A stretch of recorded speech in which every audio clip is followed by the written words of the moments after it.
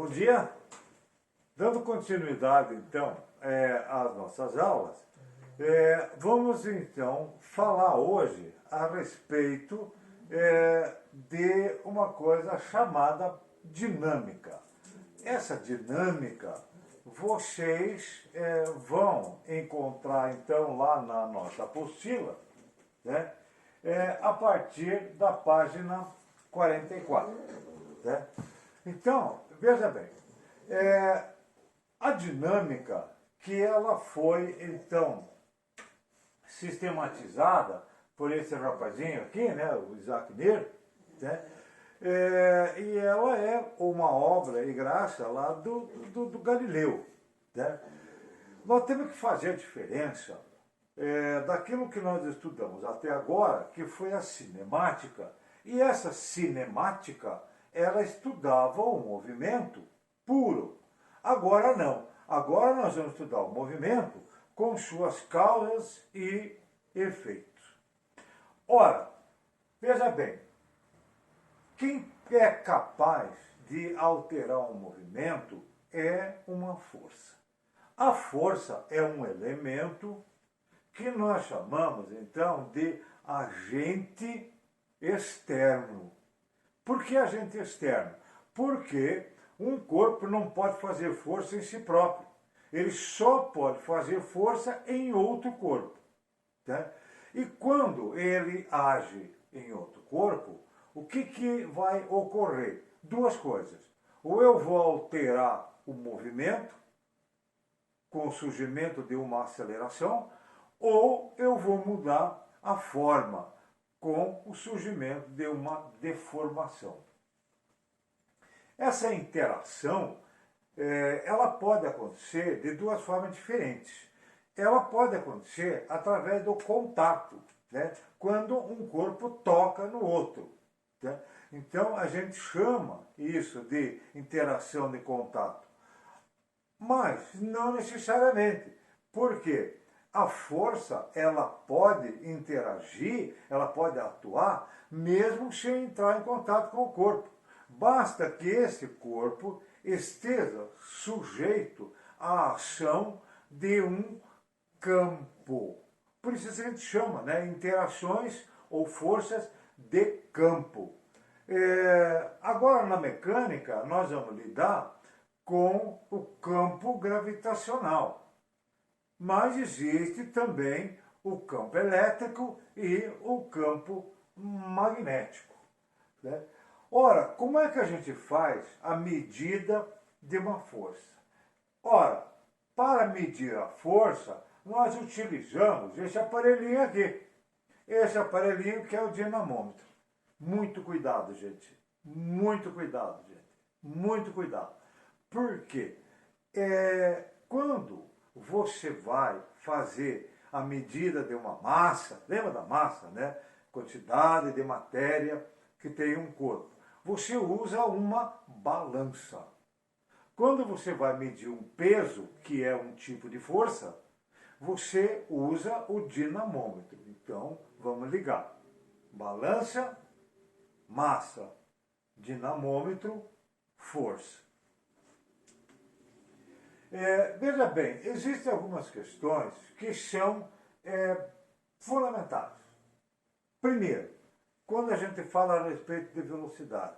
Quando é que essa velocidade é constante e quando é que essa velocidade é variável? Também,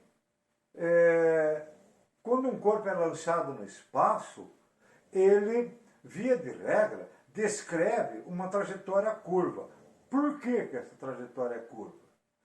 Ora, quando você pensa na Lua, por exemplo, né, a Lua está sujeita à gravidade da Terra. Ah, então ela vai cair. Não, não cai. Mas por que não cai? Porque existe uma força equilibrante. É essa força que nós vamos ver mais tarde. Se chama força centrífuga. Então, veja bem, quando o Galileu lançou as suas primeiras ideias, né, então, quando um corpo ele não está sujeito a força nenhuma, para o Galileu tinha duas formas desse corpo se comportar. Ou ele estava em repouso, ou ele estava em movimento circular. Né? Regra essa que foi quebrada pelo Newton depois. Então, veja bem, esperava-se que a Lua não tivesse nenhuma força atuando. Por isso que o movimento dela era um movimento circular, pela ausência de força. Tá? Então, mas será que a Lua está ausência de força? Não. Ela tem uma força gravitacional e a força centrípeta, e essas duas forças, então, elas se completam e se anulam. Ora, nos estudos da lei do Newton, então, nós começamos aqui pela primeira lei do Newton, são três, né? Na verdade são quatro, mas essas três que nós vamos utilizar agora. A primeira lei do Newton é a lei ou princípio, né, da inércia. O que é a inércia? A inércia, então, é a resistência de um corpo de mudar o seu estado. Isso significa que um corpo que está em repouso, eu preciso aplicar uma força para que ele saia do repouso. Um corpo que está em movimento retilíneo uniforme, para que ele altere esse movimento, eu preciso aplicar uma força. Então, veja bem, essa lei da inércia, ela vai ser sempre feita uma forma de comparação. Então, veja bem, quando um veículo está em movimento, quem está dentro do veículo está na mesma velocidade. Então, tudo se passa como se ele estivesse parado, em repouso, em relação ao veículo. Veja, o veículo para, mas a tendência do corpo é continuar em movimento, por inércia. Né? Então, veja bem, o nosso herói, o Garfield, ele tem, né, uma ideia muito própria das aplicações da lei do Newton. Então, já que o Newton disse que um corpo permanece em repouso, né, se não tiver nenhuma força, ele vai continuar em repouso. Ora, o que acontece? Quando você está em movimento, muitas vezes você não percebe que você está em movimento. Né? Como é o caso da nossa pessoa em relação à Terra. Eu, em relação à Terra, né, eu estou em repouso. Por isso é que eu não percebo o movimento da Terra. Mas, em relação ao Sol, eu estou em movimento. Por isso que, então, nós percebemos essa ilusão de movimento do Sol. Aqui tem um exemplo de inércia, né? Então, é isso que acontece. Né? Você lembra, com uma mudança brusca na velocidade, ela vai, então, fazer com que esses corpos permaneçam em movimento por inércia. Então, veja bem, a tendência é permanecer em repouso ou em movimento retilíneo uniforme.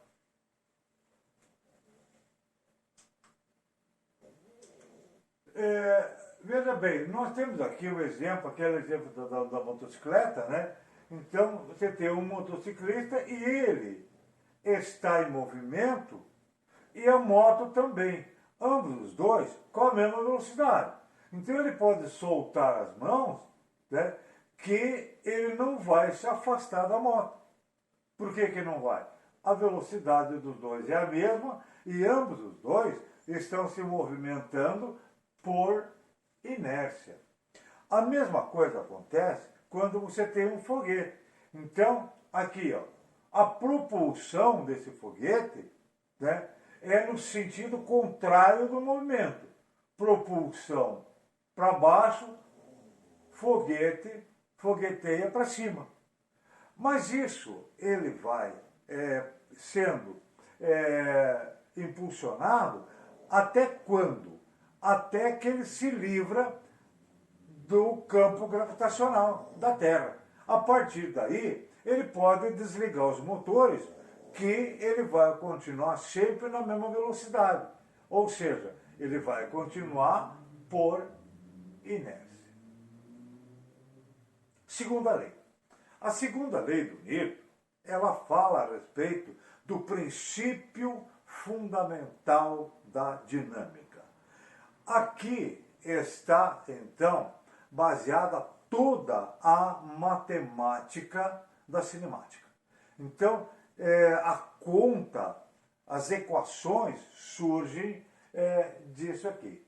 Então, veja bem, quando você aplica uma força sobre uma massa, você vai fazer com que esse corpo entre em movimento e essa entrar em movimento, nós dizemos então que o corpo adquiriu uma aceleração.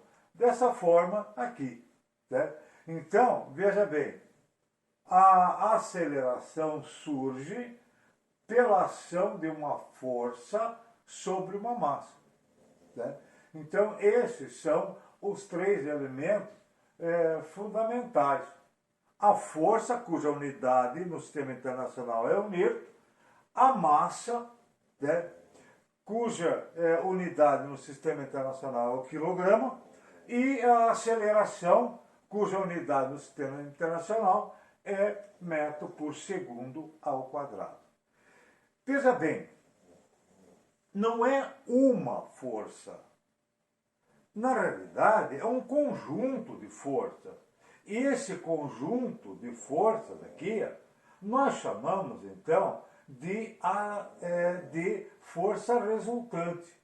Né? Se a força resultante for igual a zero, né, o que vai acontecer? Não existe aceleração. Se não existe aceleração, o corpo permanece em repouso ou movimento retilíneo e uniforme. Veja bem, quando você tem então uma aceleração atuando, na realidade o que acontece? Veja bem, um corpo aqui num plano inclinado, nós vamos perceber a ação de todas essas forças. Então veja bem, um corpo possui uma massa. Essa massa, sujeita a uma aceleração da gravidade, ela vai ter uma força peso. Essa força peso é na direção do centro da Terra. Ora, esse corpo anda para a direção do centro da Terra? Não. Por quê? Porque existe uma força chamada força normal que atua no sentido contrário ao peso.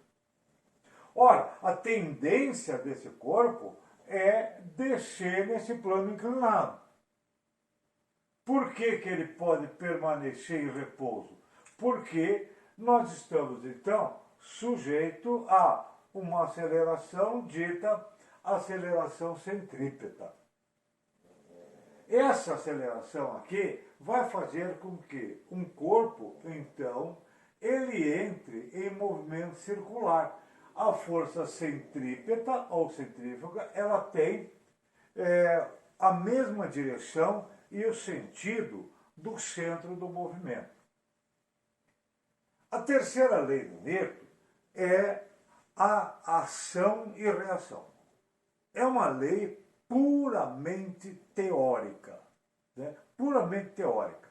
Então, veja bem, a gente lida aqui com a lei da contraposição. Nós dizemos, então, que a qualquer ação que é praticada corresponde uma reação de mesmo módulo. O que é o módulo? Lá dos vetores, né? O módulo, então, é o valor numérico.